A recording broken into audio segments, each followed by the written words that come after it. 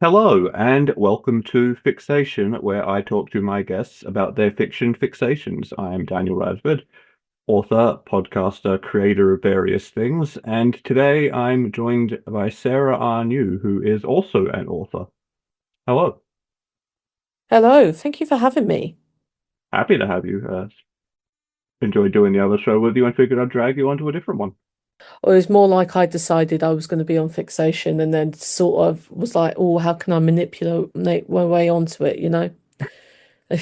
I'll take it. Okay, I'll take it. Whatever works.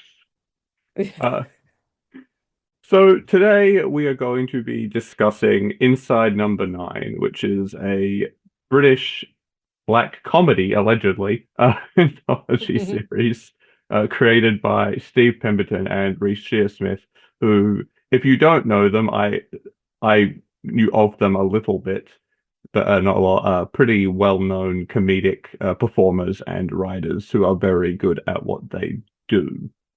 But you're the expert here. This is your fixation, as it were. So I'll leave it to you to maybe explain it a little bit better to our lovely audience. Oh, it really is my fixation. I sort of came to it a few years after it started. I'd heard of Pemberton and Shearsmith because they did the League of Gentlemen with Mark Gatiss and Jeremy Dyson. And they also did Psychoville. They sort of like split off from Gatiss and Dyson and did Psychoville. And I'd always kind of wanted to get like round to watching them, and I'd never really done it. League of Gentlemen, it very much pushes a lot of boundaries. It's I hate to say it, but it is kind of like of its time, if that makes sense. The like late 90s, early 2000s, it kind of pushes the envelope in ways that we wouldn't necessarily do now. But then Inside Number Nine is this just fantastic anthology series where every episode is a different like bottle episode. It's set in a different like space. And I think it's just so clever and so inventive. They've done so much with it. It's actually just finished. They've just closed it out with a stage show that I was very lucky to go and see. And it was so upsetting, not upsetting. It was the end of an era, you know? Yeah, I saw they did a stage show, and I was like, "Oh, that's cool." I didn't see that coming. I could see how some of these would translate well to like being skits on stage, though, and that does kind of make sense, I think, because like sketch comedy, stage show, the line between the two is not that thick. So No, and there was some like original stuff to the stage show. There was one episode is very heavily featured in the stage show, but it very much feels like a celebration of the entire series as a whole. It is also still very scary. I did nearly faint during the second half, which I will put firmly on Reece Shearsmith. That was his fault. Um, but I will forgive him for it because it was genuinely really good. yeah, I had never heard of this show before coming into it. It was never really advertised here in Australia. To the best of my knowledge, it never really featured prominently on any of our cable TV, any of our regular network TV, any of our streaming here. So you said, let's do Inside Number Nine, and I said, what's that? And Yes, and then I was like, I've picked the most British thing I possibly could have. but the thing is, like, British comedy is severely underrated, I think, by a lot of people. Because the comedy scene is, at least on an international stage, is very heavily dominated by the US. And not so much now, I guess, to be fair, but there was definitely a time where it felt like every major comedian was American. And then also Jimmy Carr was there. Yeah, also Jimmy Carr. You see, that's actually really interesting because I'm quite into stand-up at the minute. I got obsessed with Taskmaster like a year or so ago, and I went through it, and we had access to Taskmaster New Zealand on Channel 4, which is a channel over here. So I got like obsessed with New Zealand, and then I sort of meandered over to the Australian side. And so now I see all these British and Australian and New Zealand comedians all the time. I see them sort of pop up everywhere, which is really funny. I don't really see as much US stuff, but I think maybe it's controversial to say, but I'm not the biggest fan of American comedy. I think a lot of it's very base in it's just I don't there's only so many times a fart joke is funny, you know? I think it's a cultural difference. It's just that the American comedy is often very funny, and if you get the right comedians, like I don't know, does Trevor Noah count? He's also from South Africa, but he's very good. Their late night guys, Colbert and all that, are really good. Um, there's others, but I don't want to sit here going on a British versus US comedy episode rant for forever. Yeah, I think there's a knack, and I think also not to ban on about this, but I think in the UK there's a lot more like obviously we have the Cambridge Footlights and quite a lot of our comedians come up through that, so they learn improv comedy and so many things. There's a very tight like stand-up culture over here, which then sort of spills out into like writing and drama because we have a lot of crossover, whereas I don't think that necessarily happens in the US. They're more about the club circuit going up. Yeah, Yeah. yeah, definitely. It's definitely different. And the British sense of humor tends to be a lot more dry and dark compared to the sort of more bombastic style we get the US. And I like both versions, but I'm a very dry, sarcastic person myself, so British comedy does tend to resonate pretty well with me. British and surrounding. British and Commonwealth. Yeah. But this Inside Number Nine, no, it never really, to the best of my knowledge, never really came here. I never had seen it or heard of it. You said comedy, which did not at all prepare me for the episode that I started with. No, I'm sorry. I realized afterwards, I was like, that was probably the wrong description. I was like, okay, yeah, the dialogue's kind of funny. I say, wait, comedy? There are some episodes, particularly in the later series, which I don't think you were able to get in the US, in Australia, sorry, that are much more comic in nature. There's one in particular, which is set in a football club, which is just pun after pun after pun. Like, Yeah, obviously that one probably would drive me nuts. I'm not a huge fan of puns. well, that's good to know for next time. I don't mind the occasional pun, especially if it's like a really witty, clever one. But I know a lot of people who think puns are just the height of comedy. I'm like, no, no. Whoever said sarcasm is the lowest form of wit had never heard a pun. I know. I love a pun. I use puns all the time, but you can over pun. Oh, sure. And now we've said the word too many times. Too many It's not a times. word anymore. So, unfortunately, because of time constraints, largely imposed by my own poor management of said time, I did only manage to get through 3 episodes of the show. So, full disclosure, I had access to seasons 2, 3, and 4, and I watched two from season 2 and one from season 4, which is fine. Thankfully, it's an anthology show, so it didn't really matter which order I watched them in. And I'm going to go back at some point and watch more of them because I'm really liking them.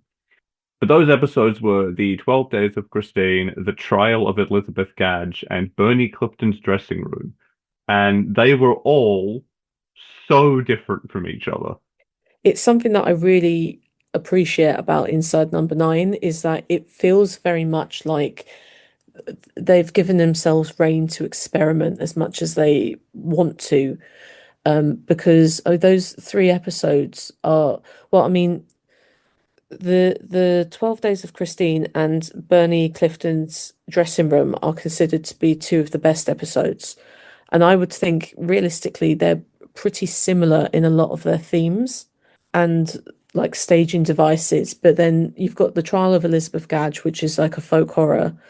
There's even thinking about them, I'm just like, oh my God, how do I even like explain it? There's one episode that's done with like as a mime episode, which is one of like it's called Quiet Night In, which is one of the like most famous episodes because it was used quite iconically in a live episode as well.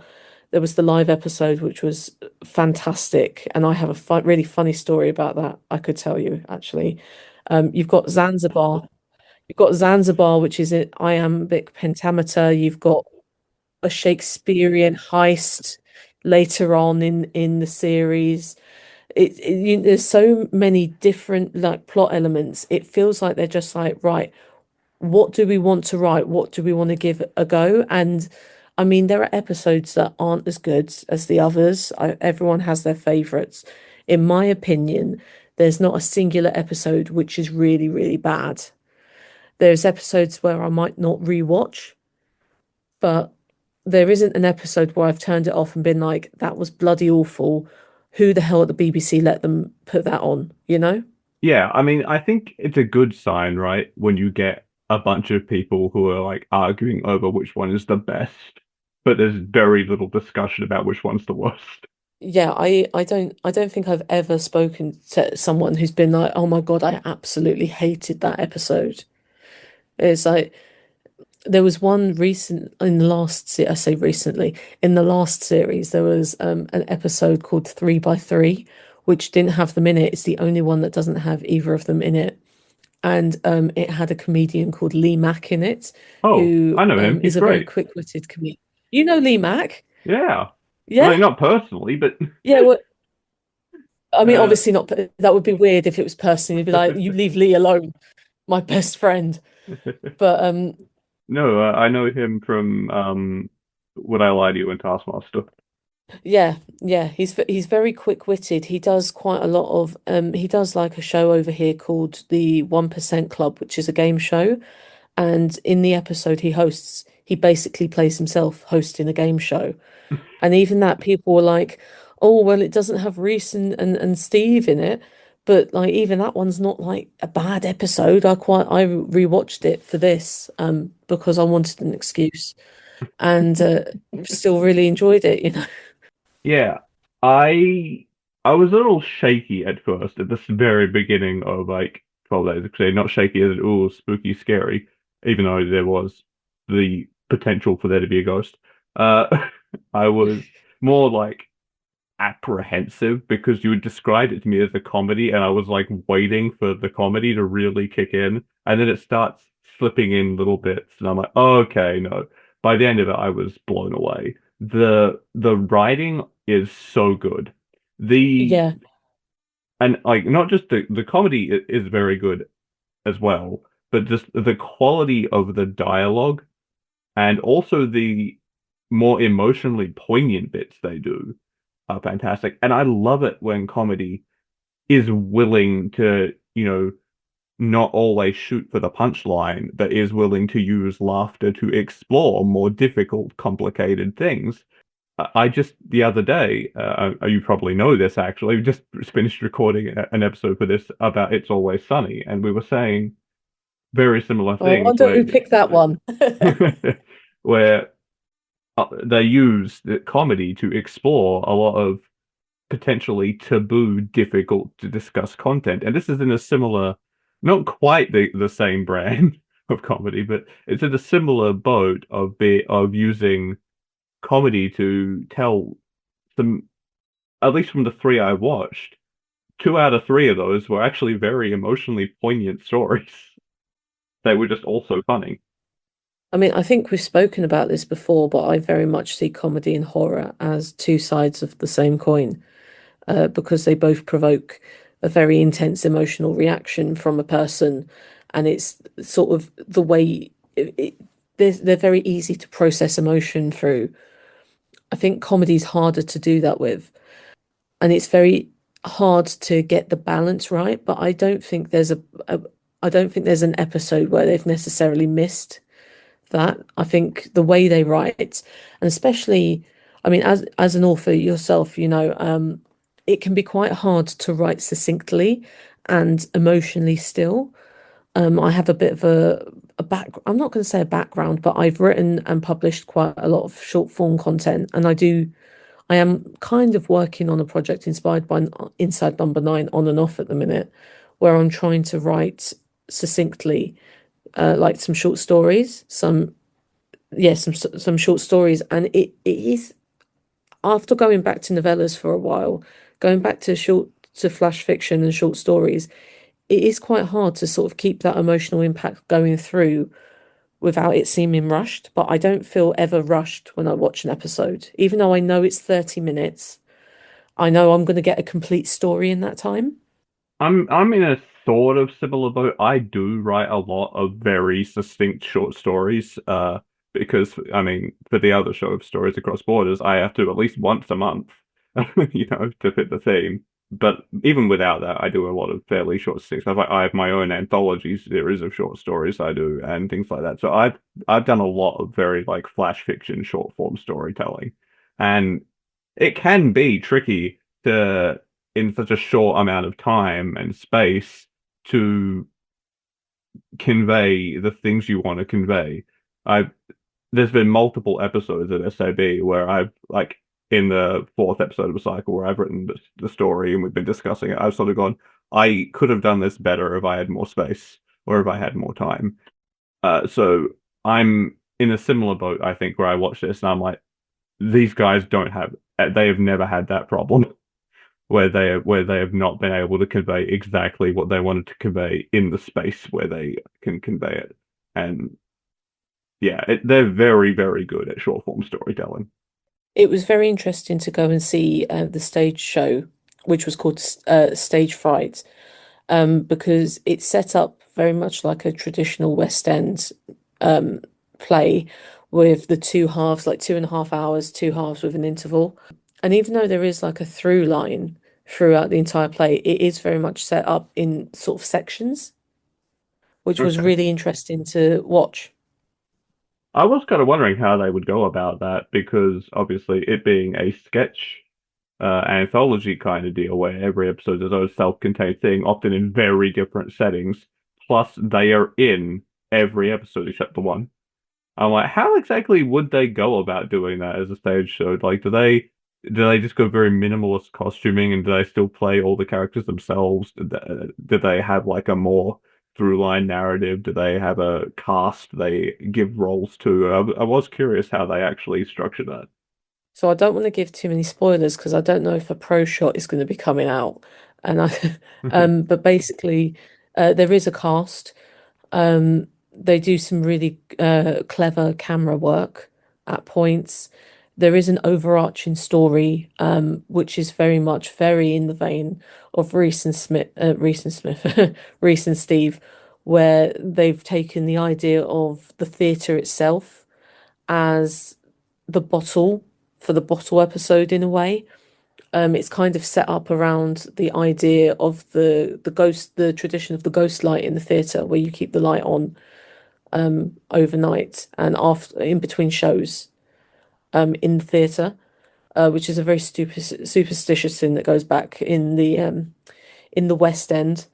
And then the story sort of develops. It does have like sections, like the second half in particular has like these sections that go along with the story they're creating in, but there is this overarching like plot line of it being Reece and Steve doing this for the last time as well, which is it was really poignant to watch, especially because the last episode of Inside Number Nine as a television series is kind of a farewell to the series as well, which was kind weirdly got me very emotional. I don't tend to get very emotional at media necessarily, but that one did get me. Having seen what they've done with these other episodes, that's not that surprising me. I'm the same. I don't get super emotional in media usually either. I almost feel jealous of the people who can like watch a movie and like be broken down into massive tears because I'm like I'm clearly missing some of the experience. You know, I felt that, and then I went to see Hamnet recently, and I did sob. Fair It enough. got me so badly, and I was like, "Why am I crying in the middle of a cinema?" Like, But seeing how good these guys are at blending the emotional beats into their sort of dark comedic storytelling, I can imagine that by the end with all this legacy they're leaving behind, directing an audience, directing an episode at the audience who's been there from the beginning and making that the whole focus of it. I can see, especially after having seen Bernie Clifton's dressing room, why they would be able to pull that off and absolutely blitz someone emotionally. Yeah. Yeah, it's a very special series, I think. I have seen some of the League of Gentlemen. I haven't gone through the entire series yet because I was watching it and then it got taken off of where I was watching it of. I think it's gone back onto BBC iPlayer now. And they have emotional like through lines with that, but that's very much more of a it's more of a series in that the plot lines continue, but it's still very anthology like in itself. But I also kind of think that's older work. I've been talking to a friend about this recently. I had a comment about one of my books recently, and they were like, the person came and was like, I really like your newest book. It's so much better than your first one. And it really got me, and I couldn't stop thinking about it. I have a bit of rejection sensitivity disorder, which I'm pretty sure is what this all was. But I was like, well, you go back and you look at someone's earlier work, and you can see sometimes maybe it's not as tight as they necessarily wanted. Maybe there are issues that they hadn't quite managed to work out at that point in their life, and you can see them develop as you go, as the you go along. You see them develop as in their later work, and I definitely think you do see this with Reece and Steve very much. I'm really excited to see what they do next. I think they should have a break for a little bit. I think they've earned a break, but they've come out and said that they're going to work together again, and I'm really excited to see what that project would be because this was such an ambitious project, They've practically done everything. Ambitious is a good way of putting it, not because of like insane sets or massive budget or like huge scale of what they were doing, but because they did so many things and they did all of them to a high quality. Because usually when you see an anthology series, there's like an overarching theme, right? At least in my experience, I've not seen a lot of anthology stuff. But normally it's you get an anthology series and it's something like, okay, these are all going to be like traditional horror stories, or you get something like Black Mirror, where the theme is always, where overarching theme is always this idea of technology gone wrong, basically. And these guys just went, nah. No, the closest thing to a theme they have is that every like set is nine. Everything is set in a building number nine. That's the closest thing to an overarching theme. Yeah. The the theme is bottle episodes, and like we only film in one set. Like that's it. I think there's one episode which I think goes back to Psychoville. It features two of the characters in Psychoville, but I think that's it. Even the live episode they didn't really go back to anything. It references A Quiet Night In, the mime episode, but it doesn't really go back to it. The way it's set up, I'm going to talk about Deadline now because I loved Deadline and I need to get this story out. I hope that's okay. Yeah, I mean, go for it. This is You know the what I'm whole like. point of You the know show. I'm rambly. So they did this live episode. It's called Deadline. I came to Inside Number Nine after this episode aired on the television, which is it makes sense. And the idea of Deadline is that it's a live episode, so it was broadcast live on BBC Two, and it was meant to be an episode that had gone wrong, that had technical difficulties, and ended up going absolutely insane. So I was watching this like a couple years later on a laptop on BBC iPlayer. And I started watching it and it starts to have issues with the sound. And I'm like, oh, that's frustrating. And so I like refresh the page and then it keeps happening. I'm like, oh my God, this is so weird. And what gives it a bit of legitimacy is we have recognizable voices. They're recognizable because it's like the person who does the, oh, coming up next on BBC Two sort of thing. Yeah, And I don't know why I got to that part and still didn't click what was happening because it was like, oh, there's been an issue with the broadcast, so we're cutting to A Quiet Night Out. And I was like, oh, that's so annoying. And I kept like refreshing the page and I cleared the cookies and I kept having all these technical issues. And I was like, oh my God, the BBC have uploaded a corrupted file to BBC iPlayer. Like halfway And through then the email, letting them know when you realize, I oh, was literally emailing, and then I realized that they were playing A Quiet Night In, and A Quiet Night In was Ron. It was different. And I was like, oh my God, I've completely fallen for whatever trick they're playing. And then I thought back, I was like, wait a minute, I'm pretty sure that I remember on, because this was broadcast on Halloween night as well. I was like, oh wait, last year on Halloween, Inside Number Nine was trending. What was it trending for? It was trending for the fact that everyone thought the episode was broken as it was playing live, and it was exactly what they were trying to do. And I felt so oh, stupid that's so that good. I'd played into it over a year later. Oh, the thing is, because it was over a year later on the iPlayer, it adds more legitimacy to it. Because there's no way they would leave a like realistically, there's no way they would leave a corrupted file that long without someone I telling mean, them. yeah, But you would think you because don't think everyone's about like, that at "Oh, the time. Deadline doesn't rework. Deadline doesn't watch work on a rewatch." It was kind of like in the moment, and I remember being on Twitter that night, and everyone was going absolutely nuts, and like they were tweeting throughout the episode, like, "Can you see me on BBC Two right now?" And I remember just being like, "Oh, I have no clue what's going on there." And then I was like, "Why would they leave a corrupted file up on BBC iPlayer?" Well, like. It still works. It still works if you're dumb and you don't think it through. Well, the thing is that you wouldn't. The reason I say it adds legitimacy is because you don't think. Of course, they wouldn't add a corrupted file because what you do is you go, oh, not this shit again, because we're all so used to having like a YouTube video freeze halfway through for no bloody reason, or a streaming I site to genuinely just thought it was my crash, router. or yeah. Yeah. I restarted my router. I remember I was so annoyed. I was like, can't believe the internet's gone out while I'm watching something. It hadn't, they were playing me. It almost works better on the like online video streaming format than it does on I think it's pretty rare that you get something that ages and improves like that because of the changing of technology. I think it's very nice to say that it improved. I kind of think part of it was user error in that point, but I but guarantee I you are mean, not I the still only one who think was falling Deadline for holds it. up. I'm probably the only one brave enough to admit it on the internet. Maybe. Probably.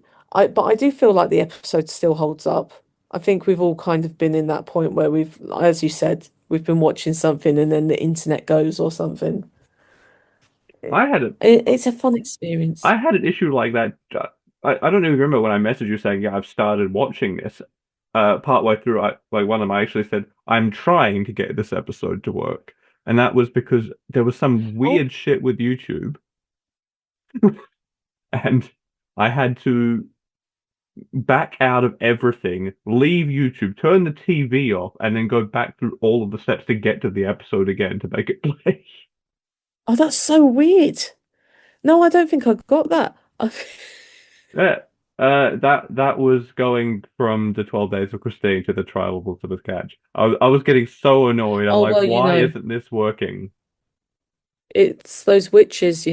Yeah, But also it's so funny to be like, oh yeah, going from the 12 Days of Christine, which is this very emotionally driven character to study, that, yeah, to to a folk horror set in it's something like the 1600s. during the And witch then you trials, yeah. think, yeah, during the witch trials, and then like later on you've got them, they're all a group of six people stuck in a sleeper train.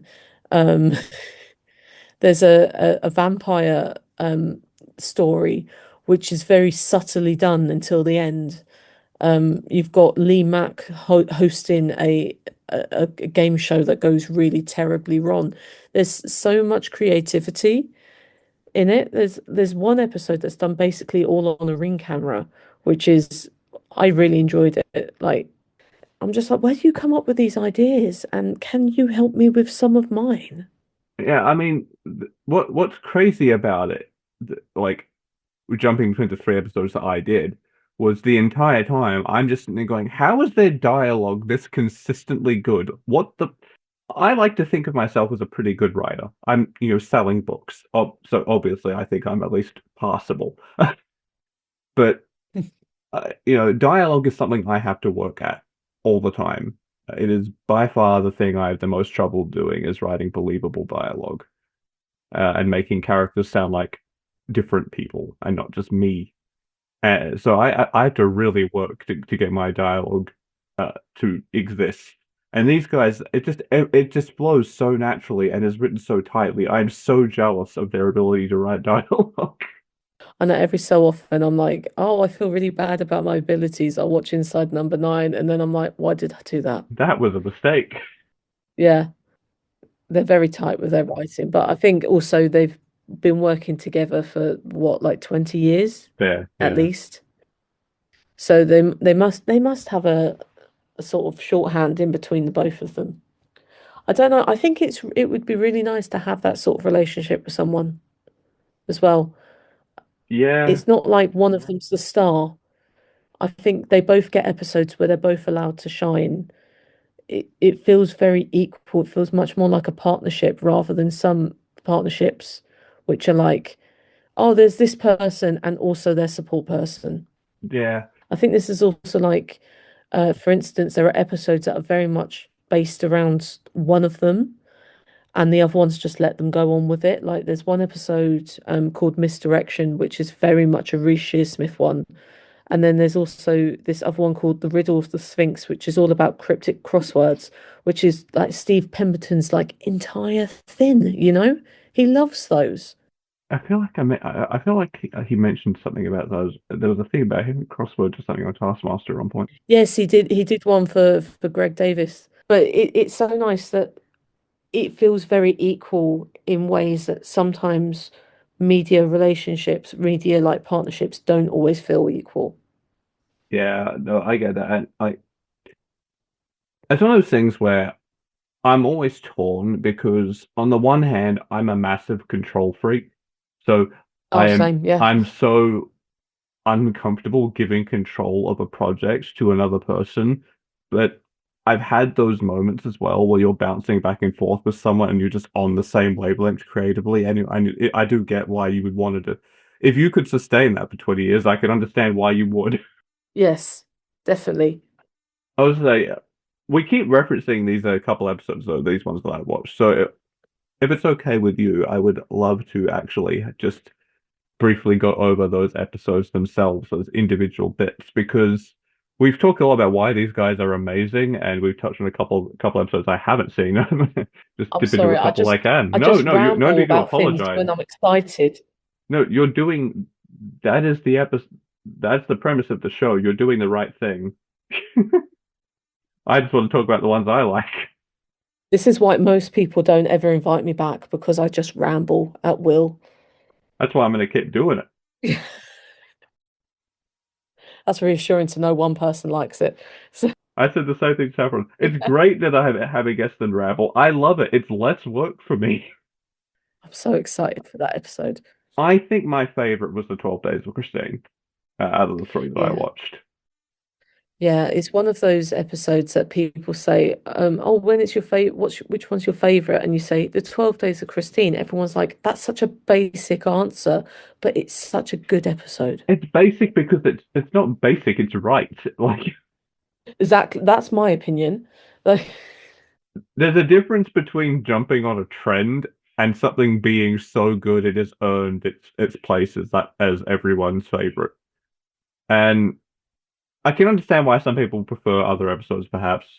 The other two I watched, I both really enjoy, but this one was just a really special piece of storytelling because it's a journey, isn't it? You come into it and you get some like lightly comedic dialogue, and you're like, okay, it's a little bit funny. I was told this was a comedy. I'm waiting for it to become hilarious, but okay.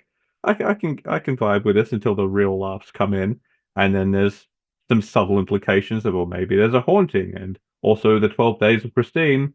Those 12 days. are not at all in sequence. I mean, they are in sequence, they are chronological, but there is massive divides in the time between them. It's not just one, two, three, four, five. It's huge spaces of time between them. And Yeah, I think they do reference it. They say it's like a year and a month or something between every day. It's like it starts on New Year's Day technically, and then it's Valentine's Day, and then it's Mother's Day. It's something yeah, like that. and they and it's very disorienting as well, like especially at first when you're not expecting it and it takes you a moment to wait, what? Why are we oh. And the cuts become more and more disjointed as well. The first few are like very fluid. It's like, oh, she's picked up the phone, but now she's on the phone at a different time. By the end, it's like, oh, we're just hard cutting at the end of the scene to a new bit of the story now.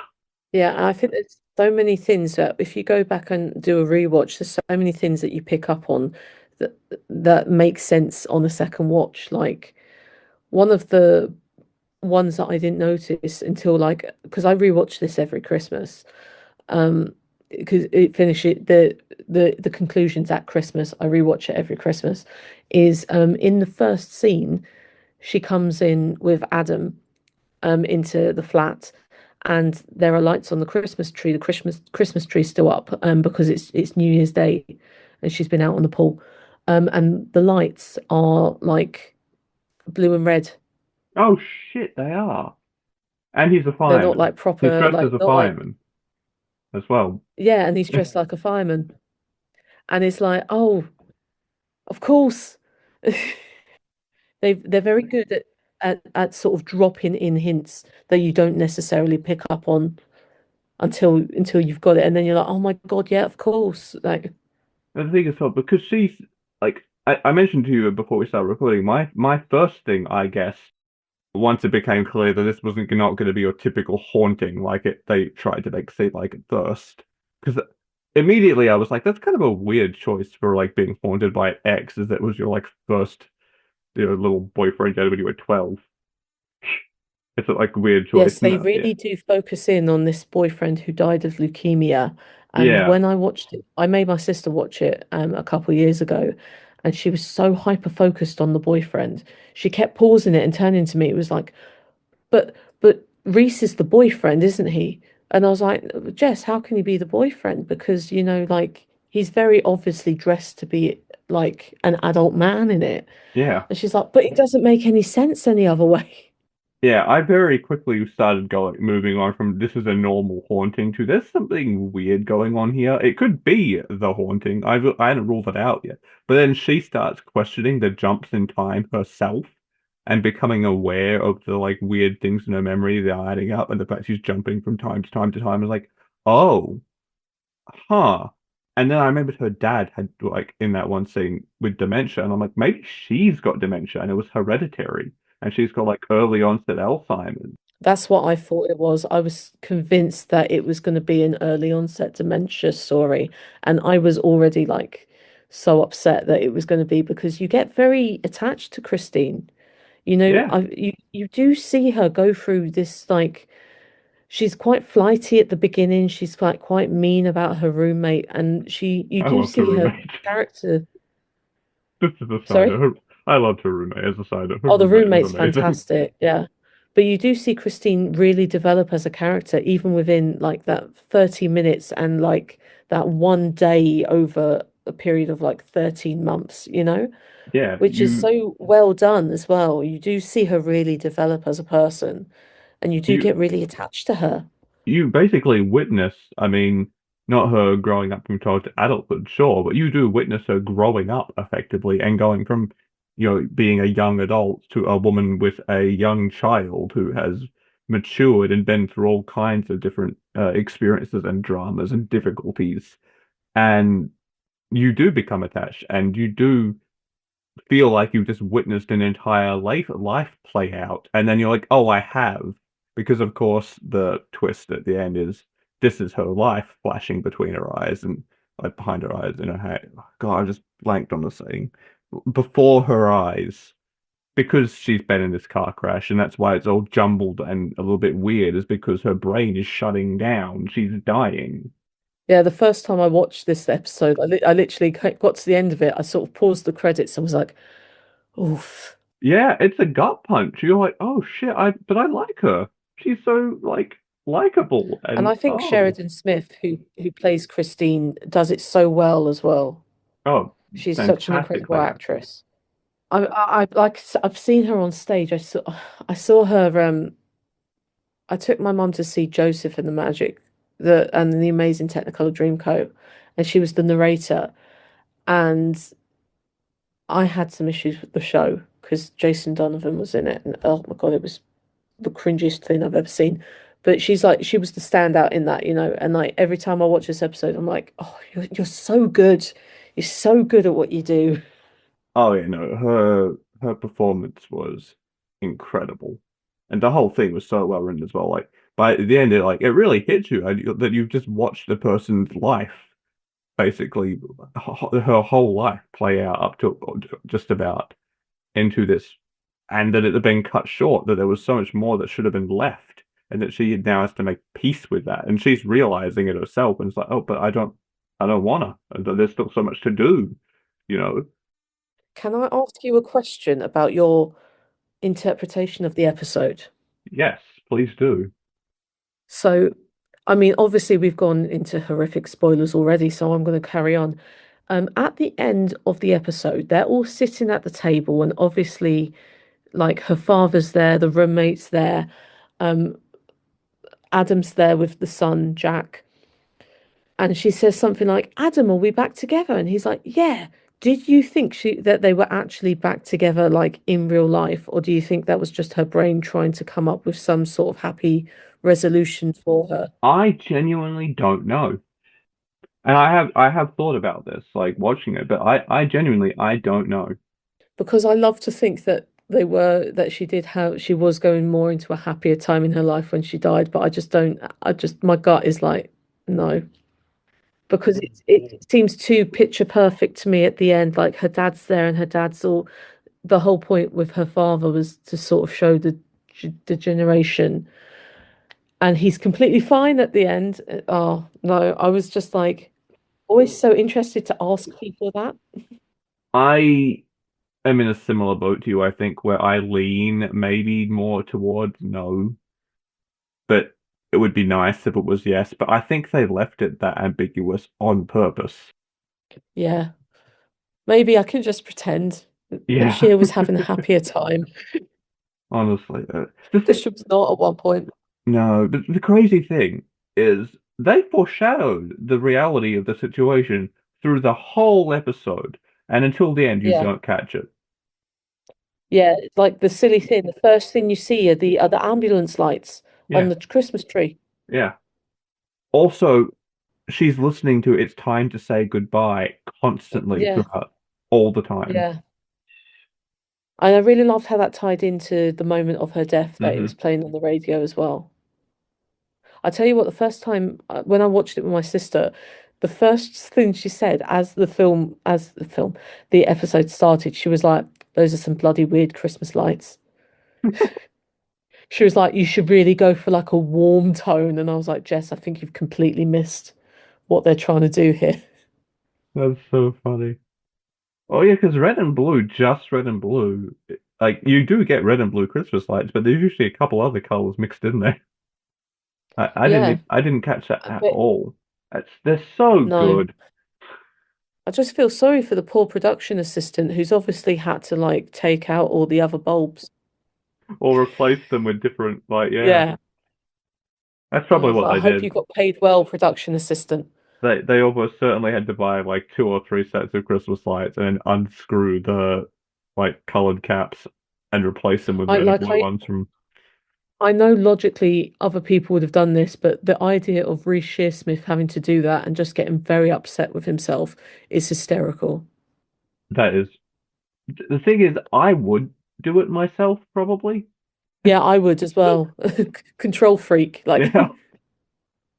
And I would be sitting there the whole time going, why did I why? Why did I write this? This is why have I done this?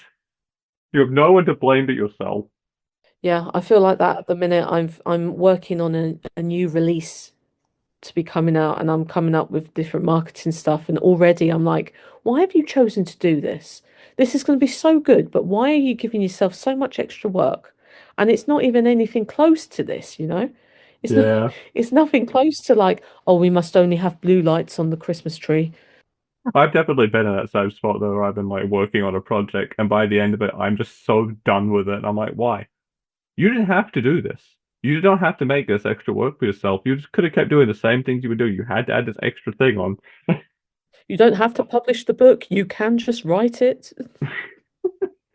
The image of someone just sitting on a set with like three sets of Christmas lights, trying to remove all the ones that were the wrong color. It's like that is, I love that. That's hilarious. I've decided that's what happened. I don't care. Yeah. I can't wait for you to get an email and be like, actually, I mean, look, I've had some interesting emails, but I don't see that being one of them. be hysterical. You have to let me know if you do. If that happens, I want to know. If that happens, you'll be the first person. The crazy thing though, as a side note, was I went from that to the trial of Elizabeth Gadge, which is I a know. very different vibe. Just sitting down and watching them all, it's just yeah. Because I was trying to work this out because they're in. I know they're in the same, and they are literally next to each other in the Yep. running order as well. No, it literally is one directly. Like this wasn't even a weird side effect of me picking specific episodes out of the bunch to do for this. No, they are literally in like order if you purchase season two, one after the other. And the Trial of Elizabeth Gadge is not serious at all. It's like No. feels like a Monty Python thing. It is. It's Witchfinder General meets Monty Python, isn't it? I don't know what that first thing is, but it sounds like it. Oh, it's a very well-known folk horror film from the UK. It's considered one of like the big ones, like The Wicker Man, Okay. um, and stuff like that. And Reece Shearsmith is quite into folk horror. I'm pretty sure he's gone on about Witchfinder General quite a few times, actually. Because he's been in some folk horror. I know. I went to see a Ben Wheatley film that he was in, and I had a panic attack, and cannot rewatch it now. But That's unfortunate. yeah, unfortunately. But like it is very much like it is going back to like the Crucible, like Witchfinder General and everything, but it is done in a really funny way.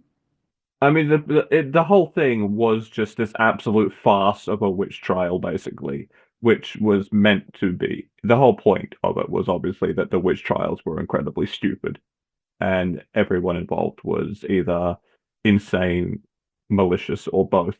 And the twist at the end is that the woman actually was a witch. But Yeah. I don't feel bad spoiling that. Like I saw that one coming from a mile away. It was still hilarious. Some of them you do. I think they kind of fell into the M. Night Shyamalan trap. And I do genuinely quite enjoy M. Night Shyamalan's films. I feel bad But for him.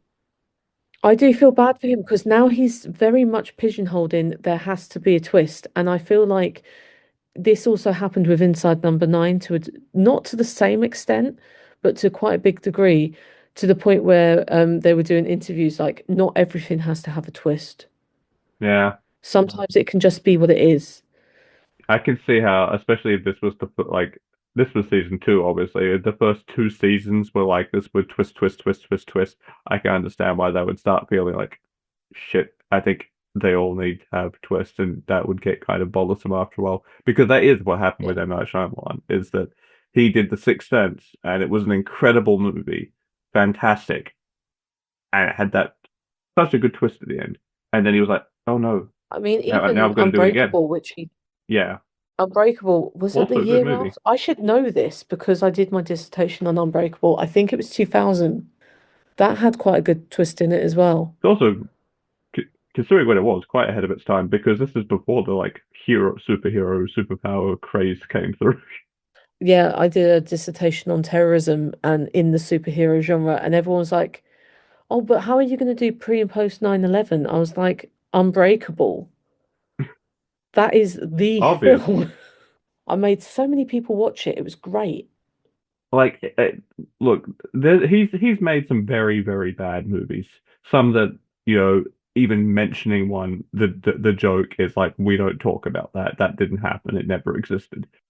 He's also made some very good movies, and a lot of the problem he faces is that everything's got to have a twist now. If he just Yeah. committed to just making movies, I'm sure there'd be a lot of he'd have a higher success rate. So I can see why these guys would have felt pigeonholed into a very similar thing, where they became known for these incredible twists, and then were like, oh shit, do we have to do them all the time? Yeah, but I think they do twists really well. They do them quite subtly. Oh yeah, I was immediately going to talk about one of the later episodes, but you haven't seen it, so yeah. no, I would Sorry. say Elizabeth Gadget isn't subtle at all. But um, but I like that it's not subtle. I like that you know what's coming, and I'm like, is it really a twist ending? You know, because we all kind of know. No, I was gonna say I knew from like the first like couple minutes, like, oh, she's gonna really be a witch, isn't she? And the thing is, I think because the whole thing is so farcical, it's the only outcome it could have been. Yeah, I think it would have really changed the feeling of the short the episode if she had turned out not to be. I think in a way it would have kind of felt like, well, what was the point of that? I mean, that point, I guess, would have been look how stupid the witch trials were, but Yeah, but it wouldn't have been as satisfying, I don't think. no. It is quite there's a satisfaction to like everything going down the way it is, and there's like, oh, but she was the entire time anyway. Like, Yeah. What was impressive about that is they managed to do that. They did do the obvious twist and all that. They did make her actually witch the whole time. And not once do you have a moment where you go, oh, maybe there was a point. Maybe they were right after all. No, the witch trial still looks stupid. yeah, I definitely do get a lot of Monty Python influence in that one, Yeah. whether they say it is or not. Like, Yeah, I mean, I couldn't tell you if it was, but it definitely felt very Monty Python. but I think that also sort of goes back to like the British tradition of comedy, though, doesn't it? Which is quite interesting. I think this is one of the ones that people don't tend to talk about quite a lot. It's really not one of my favorites, but I think it's really interesting as a comparison against the 12 Days of Christine. And I think the fact that they're together in the running order of the series is really interesting as well. But it's definitely It seems like Whiplash. a very deliberate choice. I I can't comment this because I've only enough because I've not seen any series or seasons or whatever you want to call them in their entirety. But I'm wondering if they've done something like that with every season, where every single one they've basically gone, here's our emotionally poignant episode, and here's our most ridiculous one, or vice versa. I wonder if they've done that every season, just so if anyone's picked it up like I did at season two or whatever, they very quickly still get the idea of, oh, this could be anything, and it will be. I think they kind of do that, but I don't think it's necessarily like a formula they do. I think because also I know I went to see season 5 came out, they did a preview at the BFI and they showed two episodes, The Referee's a Wanker and Well, that's the the okay, yeah, sure. yeah, the That's a Referee's a title. Wanker and well it's like it's not redacted, what's the word? God, I can't think of the word. Censored. It's censored. Yeah, thank you. It's 12:30 here, and my brain is gone off. So it's censored. So it could be the referee's a winner, but I think we all know it's the referee's a wanker. I think So we it's all know, yes. yeah. So I saw that one and I saw the stakeout as well. And at the time, they were talking about the running order and how it hadn't been like quite finalized. So I'm like, oh, I don't know if they do it. I don't know if the BBC have a hand.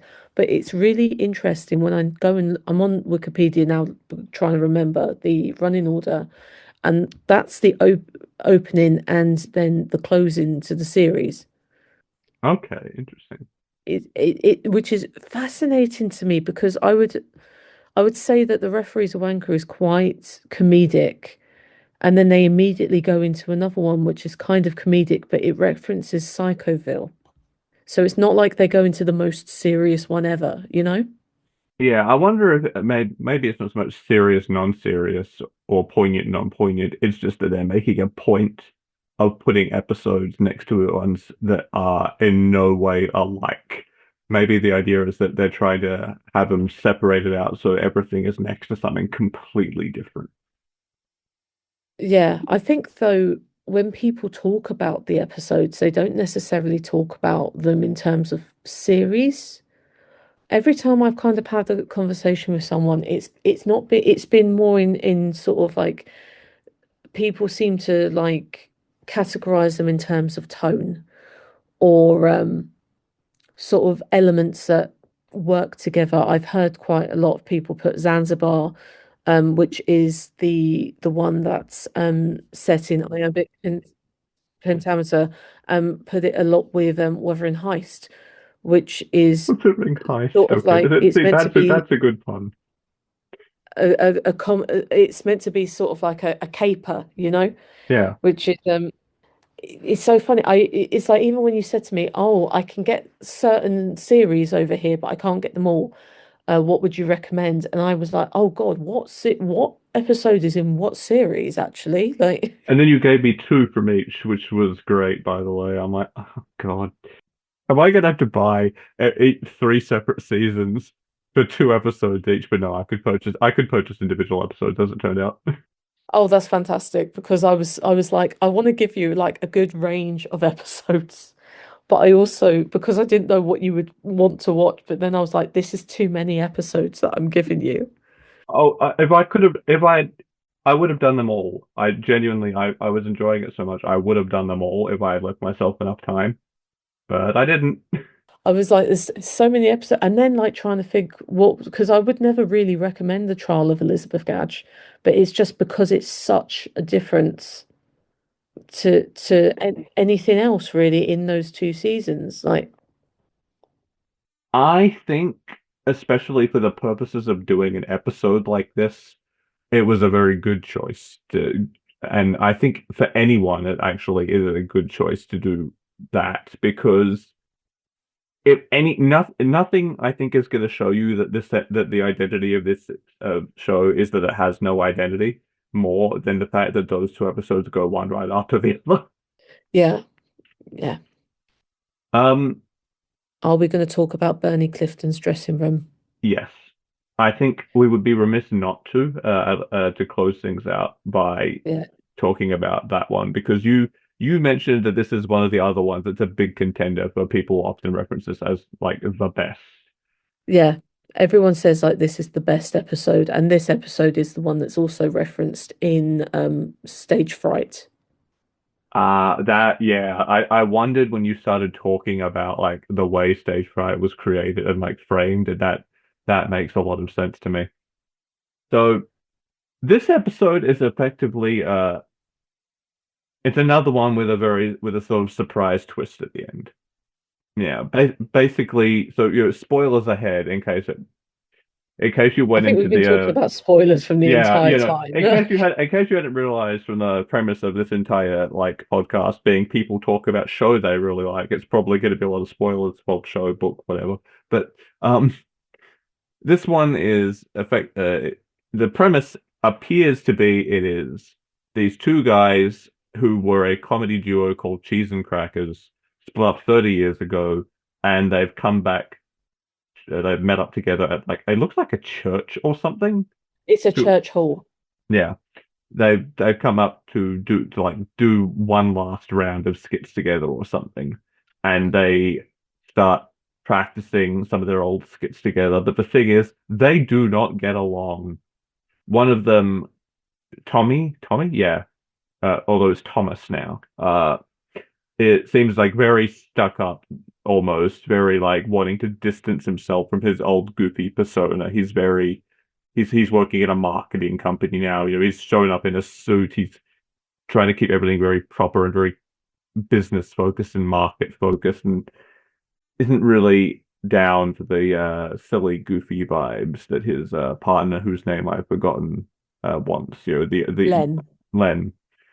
He's very much wanting to get back to like what it used to be, all their silliness, and he never really moved out of that stage in the same way that Tommy did, it seems like, and that is the cause for a lot of tension. And as that they're rehearsing together, more and more of that starts spilling out, and you start learning more about like their situations and their history together. You learn that Len ends up homeless. He had alcoholism, yeah. And on the other side, Tommy was, a little too focused on the business. He had a bit of resentment because he was never considered the funny one of their comedy duo. He was more there to make Len look funny in the audience eyes and things like that. And the entire time throughout this episode, Tommy keeps referencing Bernie Clifton's dressing room, an incident in this guy's dressing room that Len cannot remember. Every time it's like a recurring thing where Len's like, "Well, what's the problem?" And Tommy will go, well, burning Clifton's dressing room, and then I'll be like, "What?" And Tommy will be like, "Yeah, you owe me like 25 quid for that incident still," and Len is still clueless. And in the end, we learn what has actually happened is that this is Tommy processing a lot of his regret and grief for not being there for Len, who has actually died. And this is sort of his funeral. Yeah, And he's what just Len, about to do like a speech at the memorial, isn't he? He's meant to be practicing the memorial speech the entire time, and instead he's arguing with the imagination of his friend. because, well, apparently, from memory, Len, like, he sort of said he didn't want people to go out sad. He wanted people to leave people with tears of laughter. He wanted the funeral to be funny, almost to be like a show, because that was the kind of person he was. He was all about the laughs, and he left behind the last 25 pounds for Tommy in the end that he knew he owed him. He like left that behind. His daughter like handed me over like yeah, no, he insisted that you have this for some reason.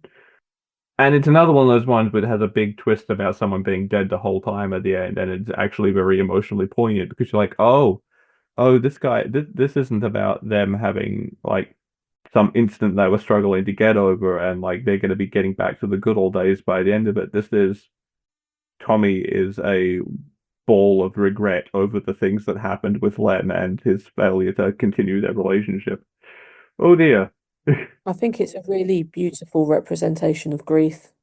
Yeah. Um, because I mean, I know from like my own experiences, sometimes people die and you're just so mad at them for dying. It's like, how dare you do this and how dare you leave everything unresolved with me? And I think it can be quite rare to see that reflected in media because it's seen as sort of a shameful thing. So I really liked that the representation they decided to go with in this episode was of Tommy being angry and regretful, because he's not mad at Len, if we're being completely honest. He's mad at himself. He's mad that he couldn't get over himself to go and make amends and to forgive the debt. And it's not about the debt in the end, is it? It's about what it represented. It represented like the breakdown of the relationship due to the alcoholism. And I don't know, it's really well done. I imagine this one was very difficult for them to do though, because it is, I mean, Jean Gibson does play a role. She plays Len's daughter, but it's pretty much just the two of them in this church hall for 20 minutes, 25 minutes. Yeah, it's another one of those things like it's so tightly written, so well written. They hit all the right beats at the right times.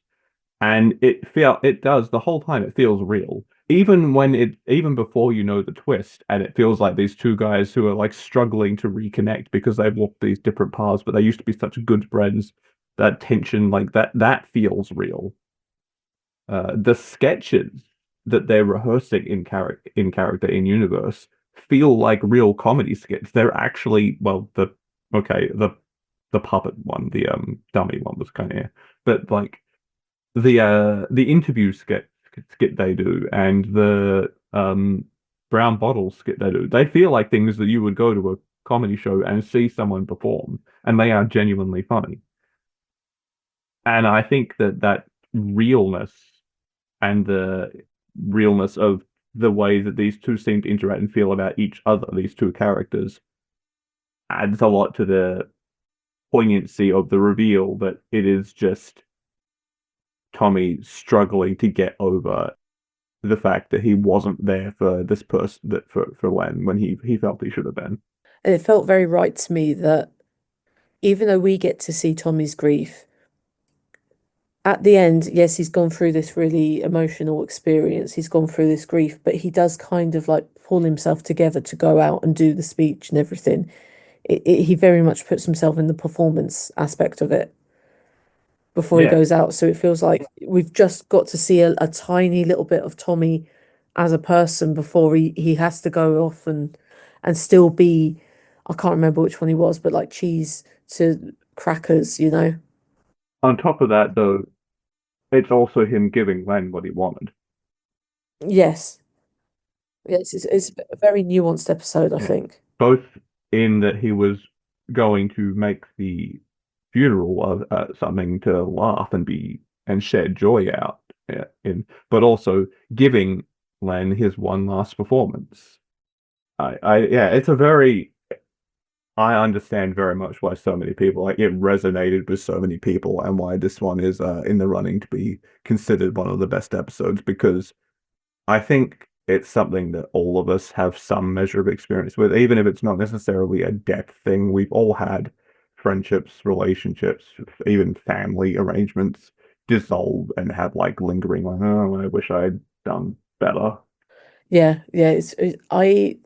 I'm not surprised that this is the one that they decided to bring into stage fright. There's a few episodes that are like linked into stage fright. So the first ever episode is very briefly referenced. There's a whole section which is based off A Quiet Night In, which is actually quite funny. They sort of put a spin on an episode, but then there is a good section of the play which is just dedicated to this episode, and it's pretty much Steve and Reece doing it. And I don't know how they did it like every show, you know.